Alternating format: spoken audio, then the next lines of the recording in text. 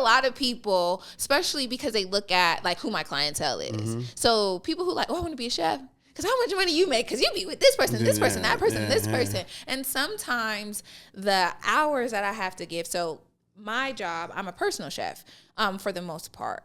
I don't do Christmases with my family, Thanksgivings, Easters, doing Christmas dinners and stuff where like that. Yeah, you are sense. typically need a lot of food. Yeah. I miss out, or my kids got to get a plate from where I was just at, or so you giving a lot of time. Body, I'm standing on my legs all the time. I have to wear compression socks. I have to wear specialized shoes. I have to have mats. My arms, you don't really think, but like whipping for real, like that's a thing, you know, arthritis, you know.